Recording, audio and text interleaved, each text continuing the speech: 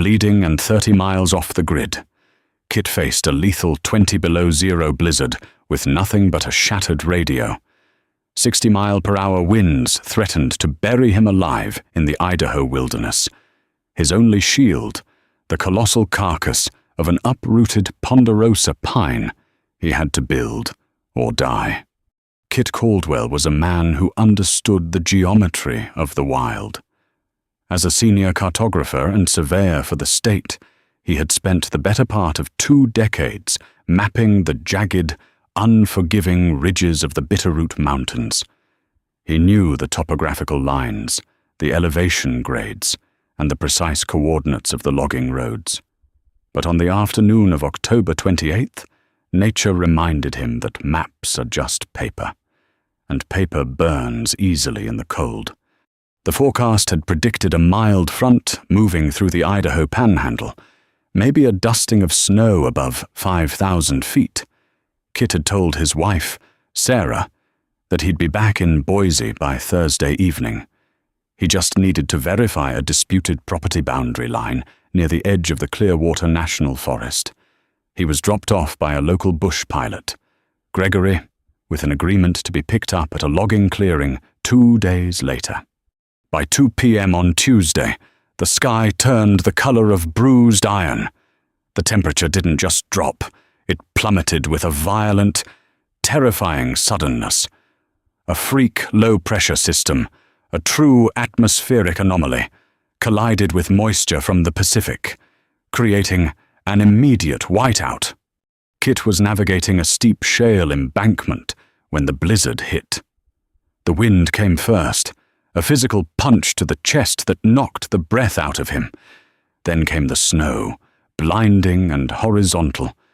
Disoriented, Kit took a step toward what he thought was a stable outcropping of granite. Instead, his heavy leather boot met loose shale, covered in a fresh sheet of ice. He fell. It wasn't a clean drop. It was a brutal, bone-jarring tumble down a 70-foot ravine. He crashed through brittle alder branches, bounced off limestone ridges, and finally slammed into the floor of the gorge. For 10 minutes, he lay there in the encroaching white, the wind screaming above the ravine. When he finally opened his eyes, the pain in his left side told him he had at least 2 cracked ribs. Worse, his canvas pack had torn open during the fall. His GPS unit was smashed against a rock, the screen cracked and lifeless. His emergency radio, the heavy brick of a satellite communicator that was supposed to be his lifeline to Gregory, was gone, buried somewhere in the snow above. Panic, cold and sharp, clawed at his chest. He forced it down. Rule number 1, he muttered to himself, his breath pluming in the freezing air. Assess and survive. He took inventory. He had a folding saw, a fixed-blade survival knife, a fire striker, half a canteen of water, 3 strips of beef jerky, and the clothes on his back a thermal base layer, a flannel shirt, a wool sweater, and a waxed canvas jacket. It was gear meant for a brisk autumn hike, not for surviving a sub-zero blizzard. As the light began to fade, casting long, haunting shadows through the swirling snow, Kit knew he had hours, maybe less, before hypothermia set in. The wind in the ravine was creating a wind tunnel effect, siphoning the body heat right out of him. He had to find shelter, dragging his left leg, which throbbed with a deep, sickening ache. He limped down the bottom of the gorge. The snow was already up to his calves. Every breath was like inhaling crushed glass, just as the darkness threatened to swallow him completely. The narrow ravine opened into a small, bowl-shaped depression in the mountain. There, lying across the center of the depression like a slain prehistoric beast, was the giant. It was a ponderosa pine of impossible proportions, easily 200 feet long and a staggering 8 feet in diameter at its base. It had been uprooted years ago, likely by a massive storm, its root system towering into the air like a wall of twisted, frozen tentacles. The trunk was so thick that standing beside it, Kit felt like he was standing next to the hull of a wooden submarine. He stumbled toward it. The leeward side of the massive trunk offered a sudden, shocking reprieve from the wind. The sheer mass of the wood blocked the gale, creating a pocket of still, freezing air. Kit collapsed against the rough, deeply fissured bark. It was dry. The tree was dead, but its sheer density had prevented it from rotting completely. This was it. There was no walking out of this canyon in the dark. There was no rescue team coming, because no one knew he was down here. He looked at the massive wooden wall rising above him. If he was going to survive the night, this fallen giant had to become his fortress. The first night was an agonizing lesson in endurance. Kit managed to spark a meager fire using dry pine needles harvested from the underside of the dead branches, shielding the flame with his own body. He huddled against the massive trunk, shivering violently, slipping in and out of a dark, terrifying delirium. He dreamt of Sarah, of the warm kitchen in Boise, of the smell of roasting coffee. He would wake up gasping, the fire reduced to embers, his extremities numb and unresponsive. When morning finally broke, the storm had passed, leaving behind a crystalline, silent world buried in 3 feet of snow. The temperature was still hovering near 0. Kit tried to stand, crying out as the cracked ribs shifted. He looked around. The walls of the ravine were completely unscalable in this snow. He was trapped. He knew the search protocol. Gregory would report him missing when he didn't show up at the clearing tomorrow. Then, the search and rescue teams would start looking. But they would look along his filed route, high on the ridge, not deep in this unmapped gorge. It could be a week before they found him. Without proper shelter, he would be dead in 2 days. He stared at the fallen ponderosa. The immense trunk was a natural barricade, but a barricade wasn't enough. He needed a microclimate. He needed a cabin. His plan was ambitious, but born of sheer desperation. He would use the giant pine not just as a windbreak, but as the primary, load-bearing wall of a lean-to cabin. The massive log would serve as the back wall and the structural anchor. He went to work. Pain became a constant, dull background noise. Using his folding saw, he began harvesting saplings and straight, sturdy branches from the surrounding woods. He dragged them back to the giant pine. He cut a series of deep notches into the thick bark of the ponderosa, about 6 feet off the ground. He wedged the heavy timber poles into these notches, angling them down to the frozen earth to create a slanted roof. It was grueling, agonizing labor. His hands, clad in thin leather work gloves, were covered in blisters that popped and bled, freezing to the fabric. He was burning calories at an alarming rate, and his stomach cramped with a violent hunger.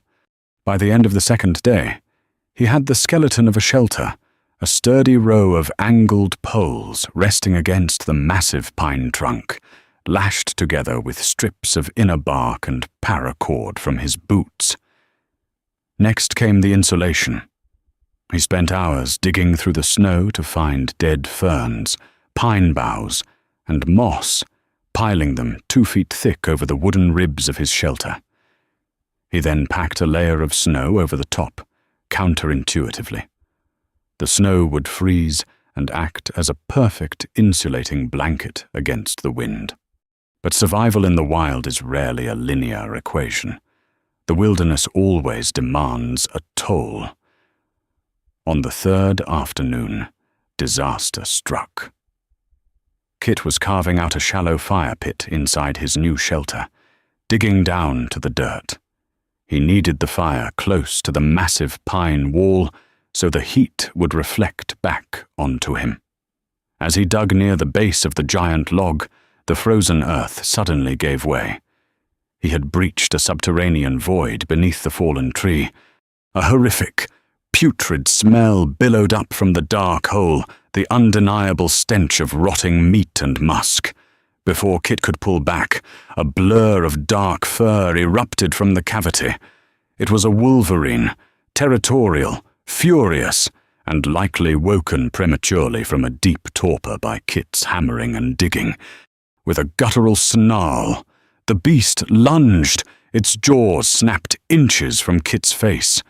He fell backward, his cracked ribs screaming in protest, desperately scrambling away as the wolverine thrashed through the snow. Kit unsheathed his fixed-blade knife, his heart hammering against his ribs like a trapped bird. The wolverine paced the edge of the shelter, its black eyes locked on him, hissing, displaying teeth designed to crush frozen bone. Kit was weak, injured, and entirely outmatched. A bite from the animal would mean immediate infection, followed swiftly by death. He slowly reached for a burning branch from his small exterior fire. He thrust the makeshift torch toward the animal. The wolverine recoiled from the flames, snapped at the air, and then, with a final, menacing hiss, bolted into the snowy brush. Kit collapsed, trembling uncontrollably. His sanctuary was built on top of a predator's den. He couldn't sleep here with that hole exposed. The wolverine would return. He had to seal the breach. He spent the next 3 hours dragging heavy rocks from a nearby frozen stream bed, stacking them into the hole beneath the log, packing the gaps with frozen mud and ash. By the time he was finished, he was completely exhausted, his vision blurring at the edges. He crawled under the lean-to roof. The space was tight, barely large enough for him to lie down parallel to the massive pine trunk. He built a fire against a stone reflector he had constructed directly opposite the wood wall. Then, a miracle happened. As the fire burned, the massive ponderosa trunk began to react. The thick, resinous bark absorbed the heat. The sap within the ancient wood, frozen solid for days, began to warm and melt. Soon, the entire back wall of his small shelter was radiating a gentle, sustained warmth. It was like sleeping against a massive, living thermal battery. The heavy pine scent filled the small space, masking the lingering stench of the wolverine. For the first time in 3 days, Kit stopped shivering. The air inside the lean-to was a balmy 50 degrees, while outside, the temperature plummeted back below zero. The giant pine wasn't just a wall, it was keeping him alive. But as he chewed on a thumb-sized piece of his final strip of jerky, a new, chilling realization set in. He was warm, yes, but he was out of food. He was trapped in a snow-bound gorge, sharing the territory with an angry wolverine, and his body was beginning to consume its own muscle for energy. The giant pine had bought him time, but time was a currency he was rapidly running out of. Day 4 brought a silence so profound it felt heavy, pressing against Kit's eardrums until they rang. The blizzard had completely died, leaving the Clearwater National Forest entombed in a blinding, glittering expanse of white. Inside the lean-to, the massive ponderosa pine continued to perform its thermal magic. The deep, rust-colored bark had absorbed the heat from Kit's modest fire, turning the trunk into a colossal, radiant heater. But warmth cannot fuel a body indefinitely. The human engine requires calories, and Kit's tank was entirely empty. When he tried to sit up, the world tilted violently on its axis. His vision swam with dark, pulsating spots. His body had exhausted its glycogen stores and was now aggressively cannibalizing his muscle tissue. The pain in his cracked ribs was agonizing, but it was being overshadowed by the hollow, gnawing agony in his gut. He remembered a conversation he'd had years ago with his old surveyor mentor, Blue, a man who had survived a week lost in the Yukon. "Cold kills you quick," Blue had rasped, tapping a finger against a topographic map. "But hunger makes you lose your mind before it stops your heart. It makes you reckless." Kit knew he was reaching that threshold of recklessness. He had to find sustenance, or he wouldn't wake up on day 6. He strapped his boots on with agonizing slowness, his fingers stiff and clumsy. He gathered his folding saw and his fixed-blade knife. Leaving the sanctuary of the warm pine wall, he crawled out of the shelter. The air hit him like a physical blow. It was easily 15 below zero. The sunlight reflecting off the snow was blinding, forcing him to squint to tiny slits to avoid snow blindness. He needed to check the perimeter. He was looking for squirrel tracks, maybe a ptarmigan hiding in the brush, anything. But as he dragged his injured leg through the waist-deep snow, following the rim of the depression, he found something far more dangerous than rabbit tracks. He found the wolverine's trail. The tracks were large, 5-toed, and deeply impressed into the fresh powder. Despite every survival instinct screaming at him to turn back, the maddening hunger drove him forward. Wolverines were notorious scavengers and hoarders. If the beast had a kill, it would likely cache the remains in a snowbank to freeze for later. Kit followed the tracks for a grueling hour, pausing every 10 steps to gasp for air, his chest heaving, the cold searing his lungs. The trail wound through a dense thicket of deadfall before ending abruptly at the base of a jagged limestone outcropping. There. The snow had been violently dug up. Kit approached cautiously, knife drawn, his eyes scanning the rocks above for any sign of dark, muscular fur.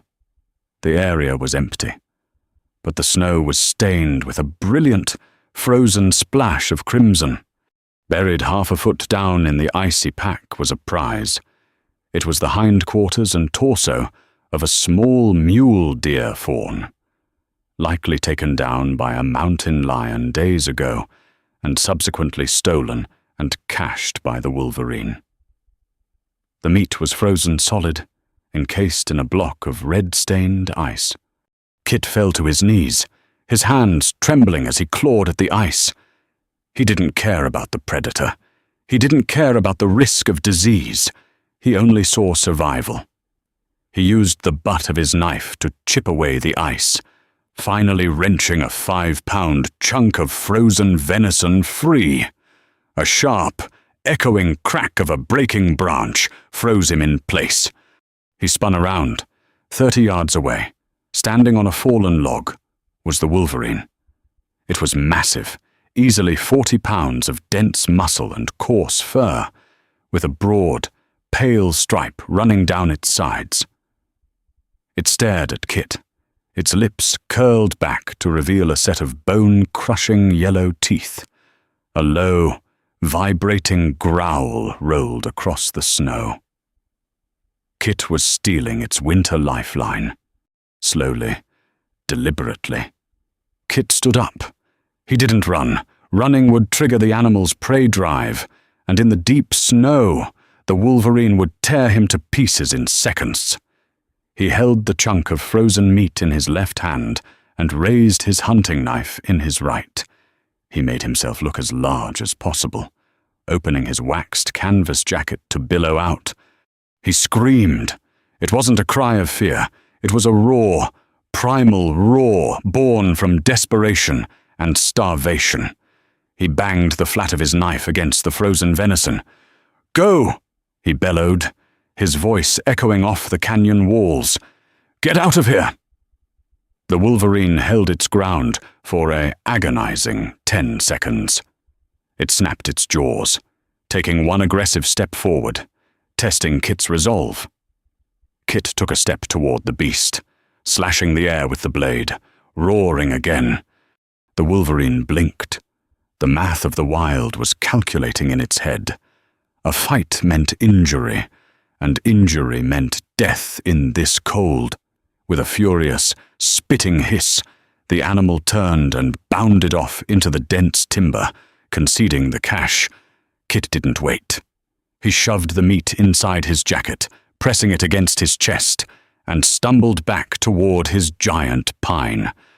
The journey back was a blur of exhaustion.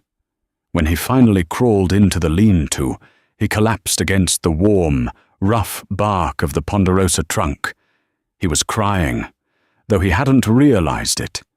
He rebuilt his fire, his hands shaking violently, and rigged a green stick over the flames to roast strips of the scavenged meat. As the venison thawed and the fat began to sizzle and drip into the fire, the smell filled the tiny shelter. It was the most intoxicating scent Kit had ever experienced. He ate the meat half raw, tearing at it like a wild animal himself. The sudden influx of protein and fat hit his bloodstream like a narcotic. His vision cleared, the shivering subsided. The giant pine behind him seemed to hum with radiant warmth, a silent guardian in the frozen wasteland. But the wilderness wasn't done with him. The scent of roasting fat that had revived Kit was now acting as a beacon, carrying on the thermals up out of the gorge, broadcasting his location to everything in the forest. That night, as Kit slept a deep, heavy sleep against the warm bark, he was jolted awake by a horrific sound. It was the sound of heavy claws tearing at the roof of his shelter. Dirt and snow showered down on his face. The wolverine had returned, drawn by the smell of the meat. And this time, it wasn't backing down. The roof of the lean-to sagged violently. The heavy timber poles groaned under the weight of the digging animal. Kit scrambled backward, pressing himself flush against the massive pine trunk. He grabbed a burning branch from his fire pit, holding it aloft as a shower of pine needles and snow collapsed into the shelter. Through a gap in the wooden ribs, a snout pushed through, followed by a pair of furious, coal-black eyes. The wolverine hissed, snapping its jaws viciously at the empty air, trying to widen the hole to drop in. No. Kit screamed, thrusting the burning branch upward. The glowing embers singed the animal's snout. The wolverine shrieked a high, terrifying sound and scrambled back. But it didn't leave. Kit could hear it pacing the perimeter of the shelter, digging at the frozen earth, looking for a weak point. For 4 hours. Kit sat in the dark, clutching his knife in one hand and a smouldering branch in the other. He listened to the beast scratch and sniff at the logs. He didn't dare sleep. By dawn, the scratching finally stopped. The animal had moved on, likely realizing the fortress of logs and the giant pine wall were too impenetrable. Day 6 arrived with a brutal, clear sky. Kit was alive. His belly had a meager lining of food, but his physical condition was deteriorating rapidly. His left boot was frozen solid, and he could no longer feel his toes. Frostbite was setting in. His brother, Thomas, had lost 3 toes to a mountain blizzard a decade ago. Kit knew the signs.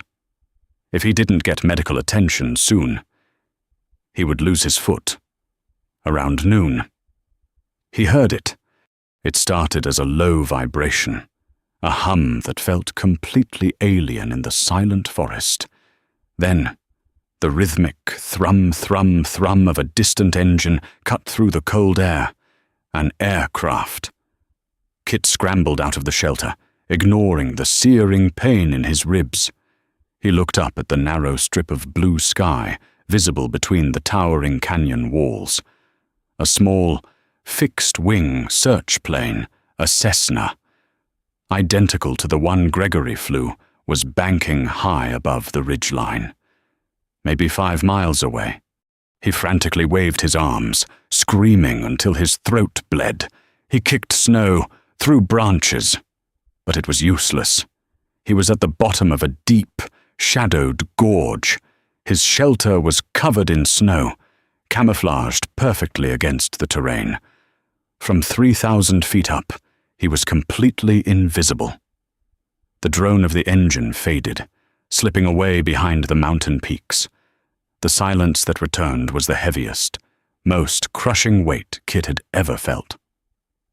They were looking for him on the high trails. They would never check the bottom of this treacherous, dead-end ravine.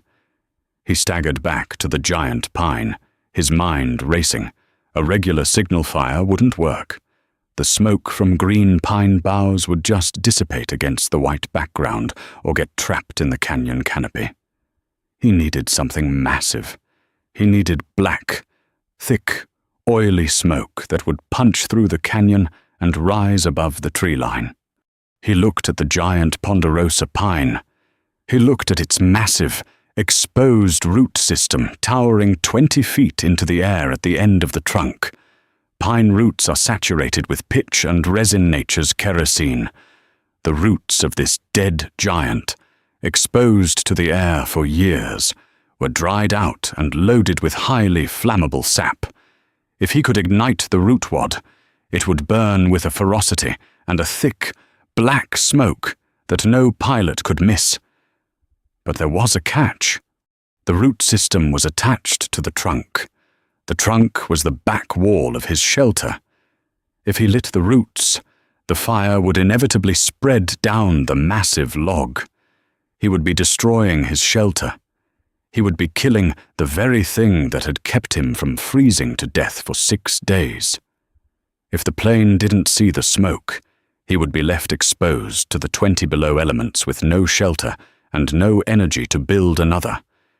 It was a gamble of absolute totality. Kit looked at his blackened, unfeeling toes. He looked at the vast, uncaring white sky. Rule number 1, he whispered. Assess and survive. He went to work. He gathered every remaining piece of dry kindling he had, every strip of bark, every dead needle. He packed it all into the deep, twisted crevices of the giant root wad. He took his waxed canvas jacket, his outermost layer of protection against the cold, and used his knife to cut away the most heavily waxed sections of the sleeves. He jammed the waxed canvas into the center of the kindling nest. He struck his fire steel. Sparks showered into the tinder. It caught. Kit blew on it gently, coaxing the flame to the waxed canvas. It flared up, hot and bright. The flame licked against the gnarled, sap-heavy roots of the giant pine. For a minute, nothing happened. Then, the pitch caught. It didn't just burn, it erupted. A violent, roaring whoosh echoed through the gorge as the volatile resin ignited. Flames shot 10 feet into the air, wrapping around the massive root system like a crown of fire. And then came the smoke, thick, billowing, jet-black plumes of it, exactly as Kit had calculated. It surged upward, a dark, violent pillar piercing the pristine blue sky, rising hundreds of feet above the canyon rim. Kit backed away, the intense heat forcing him into the deep snow. The root wad was an inferno. 10 minutes later, the fire began its slow, inevitable march down the massive trunk. Kit watched as the flames crept toward his lean-to. The heat was tremendous, melting the snow around the base of the tree in a wide radius. Within 20 minutes, the wooden ribs of his shelter caught fire. His sanctuary, his warm wooden wall, was consumed in a brilliant, roaring blaze. He was now standing in the open, the temperature plunging as the sun began to dip behind the peaks, watching his only lifeline burn to ash. 30 minutes passed. The black smoke continued to billow, but the cold was creeping back in, seeping through his thermal layers, biting at his exposed arms where he had cut his jacket. Despair, cold and absolute, began to settle in his chest. He sank to his knees in the snow. He had made the wrong choice. Then, the mountain shook. It wasn't a fixed-wing plane this time. It was the deep, concussive thumping of a heavy rotor blade, coming directly over the ridge. Banking hard to follow the pillar of black smoke was a state police search and rescue helicopter. It hovered above the gorge, whipping the snow into a localized blizzard. Looking down from the side door was a man in a high-visibility harness. Kit couldn't stand up. He just raised one arm, his tears freezing instantly on his cheeks. The chopper couldn't land in the gorge. A winch cable was lowered through the canopy, cutting through the smoke. The rescue swimmer detached, dropping into the snow next to Kit. He grabbed Kit by the shoulders. "We got you, buddy!" The man yelled over the deafening roar of the rotors. "Miller spotted your smoke from 20 miles out. What the hell did you light up?" Kit didn't answer. As the rescue harness was strapped around his chest, he turned his head to look one last time at the inferno. The giant ponderosa pine was completely engulfed, a brilliant, glowing beacon in the darkening wilderness. It had blocked the wind. It had provided the warmth of a hearth, and in its final act, it had become a pyre to summon the sky. As the cable pulled him upward, out of the shadows and into the fading light of the sky, Kit closed his eyes. He was going home, leaving behind a piece of his soul in the frozen gorge, eternally grateful to the fallen giant that had refused to let him die. Kit's harrowing tale proves that survival isn't just about the gear in your pack, but the resilience in your spirit and the unexpected alliances we forge with nature itself. If this incredible true story of grit and the fallen giant pine kept you on the edge of your seat, hit that like button, share this video with your fellow adventurers, and subscribe for more unforgettable survival stories.